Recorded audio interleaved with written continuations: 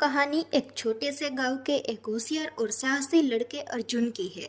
अर्जुन का सपना था कि वह एक दिन बड़ा आदमी बने, लेकिन वह जानता था कि इसके लिए उसे बहुत मेहनत और साहस की आवश्यकता होगी।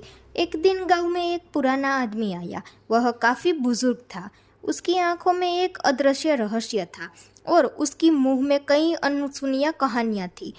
वह गांव में बुजुर्गों से सुनता था कि वह पहले कभी उस जंगल में गया था। वो गांव के पास था और जो अकबंद पड़ा था। अर्जुन ने कभी उस जंगल के बारे में सुना था, लेकिन उसने कभी वहां जाने का साहस नहीं किया। गांव में यह अफवाह थी कि जंगल में कुछ अजीब घटनाएं होती है और वहां जाने वाला कभी लौटता नहीं है। लेकिन अर्जुन का मन उस रहस्यमय जंगल में जाने के लिए बेचैन था। वहां जानना चाहता था कि क्या सचमुच जंगल में कोई रहस्य था या सिर्फ गांव के लोगों की कल्पनाएं थी। एक दिन अर्जुन ने ठान लिया कि वह जंगल की यात्रा पर जाएगा। उसने अपने माता पिता को बिना बताए जंगल की ओर चलना शुरू किया। जब वह जंगल के पास पहुंचा तो उसकी धड़कन तेज हो गई। यह जंगल बड़ा और घना था। पेड़ की छांव में अजीब सी खामोशी थी। हवा भी जैसे ठहर गई हो। अर्जुन ने डरते हुए कदम बढ़ाए। वह धीरे धीरे जंगल के अंदर गहरे जंगल की ओर बढ़ता चला गया। तभी अचानक उसे एक आवाज़ सुनाई दी, जैसे कोई गहरी सांस ले रहा हो। अर्जुन ने हिम्मत जुटाई और आवाज़ के स्रोत की ओर बढ़ा। जैसे ही उस आवाज़ के पास पहुंचा, उसकी आंखें चौंधिया गई। सामने एक बड़ा सा पत्थर था, जिसके ऊपर एक पुराना निशान बना हुआ था। यह निशान किसी रहस्य को छुपाए हुए था। अर्जुन ने पहले डरते डरते वह निशान छुआ और उसी पल एक रहस्यमय प्रकाश से जंगल रोशन हो गया। अचानक एक दरवाज़ा खुल गया और अर्जुन ने देखा कि उसके सामने एक अद्भुत संसार था। यह कोई असाधारण जंगल नहीं था। यहाँ पेड़ पौधे, जानवर और पक्षी सब कुछ अलग ही थे। सब कुछ रंगीन और जीवंत था। अर्जुन ने देखा कि कुछ दूरी पर एक छोटी सी झील थी, जिसके किनारे एक बहुत बड़ी और सुंदर महल जैसी इमारत थी। अर्जुन ने सोचा, क्या यह जंगल किसी रहस्यमय दुनिया का द्वार है? वह उत्सुकतावश महल की ओर बढ़ गया। महल के भीतर घुसते ही उसने देखा कि वहाँ के लोग बहुत ही अजीब थे। वे न तो मानव थे, न ही पूरी तरह के जानवर थे। वे अर्धमानव और अर्ध जानवर थे। महल के अंदर एक बहुत बड़ी सभा हो रही थी। अर्जुन ने चुपचाप सभा में बैठ गया। महल के राजा, जो खुद को शक्ति कहते थे, और सभा में ऐलान किया, यह जंगल एक प्राचीन रहस्य को छुपाए हुए है। यहाँ हर कोई अपनी शक्ति और समझ को परखने के लिए आता है। जो इस जंगल की सच्चाई को समझ पाता है, वही इस दुनिया का सबसे शक्तिशाली इंसान बनता है। अर्जुन ने ध्यान से सुना और सोचा, क्या मुझे यहाँ रहकर इस रहस्य को समझने का मौका मिलेगा?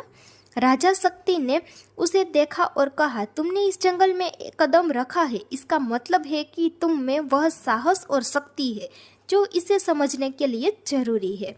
राजा ने अर्जुन को एक चुनौती दी, अगर तुम इस जंगल की सच्चाई जानना चाहते हो तो तुम्हें 3 कठिनाइयों को पार करना होगा। अर्जुन ने बिना किसी हिचकिचाहट के चुनौती स्वीकार कर ली। राजा ने पहले कठिनाई के बारे में बताया। पहले उसे एक घने अंधेरे जंगल में गुजरना था, जहां उसे अपनी आंखों से नहीं बल्कि अपनी समझ और संवेदनाओं से मार्ग ढूंढना होगा। अर्जुन ने अपनी आंतरिक शक्ति का उपयोग किया और धीरे धीरे जंगल के अंदर से रास्ता ढूंढ निकाला। दूसरी कठिनाई एक विशाल नदी पार करने की थी, जिसमें तेज बहाव था। अर्जुन ने बिना घबराए नदी के बीच में एक बड़ा सा पत्थर देखा और उसे पार करने के लिए उस पत्थर पर कदम रखा। कुछ समय बाद उसने नदी को पार कर लिया। तीसरी और सबसे कठिन चुनौती थी जंगल के दिल में स्थित एक रहस्यमय गुफा में जाने का। वह गुफा अंधेरे और डरावनी थी, लेकिन अर्जुन ने अपनी हिम्मत से उस गुफा के अंदर जाकर एक पुराना ग्रंथ खोल निकाला। यह ग्रंथ जंगल की सच्चाई और उसके रहस्य को बताता था। अर्जुन ने सभी 3 कठिनाइयां पूरी की और अंत में राजा शक्ति के पास लौट आया। राजा ने मुस्कुराते हुए कहा, तुमने दिखा दिया कि तुम्हारे अंदर वह शक्ति और समझ है जो इस जंगल के रहस्य को जानने के लिए जरूरी थी। राजा शक्ति ने अर्जुन को उस रहस्यमय जंगल का संरक्षक बना दिया और उसे यह जिम्मेदारी दी कि वह इस दुनिया में छिपे रहे और ताकि इसका रहस्य कभी खुलकर बाहर न आ सके। अर्जुन ने अपना नया कार्य स्वीकार किया और वापस गांव लौट आया। उसने कभी किसी को उस जंगल के रहस्य के बारे में नहीं बताया, क्योंकि उसे यह एहसास हो गया था कि कुछ रहस्य ऐसे होते हैं जिन्हें सुलझाना नहीं चाहिए।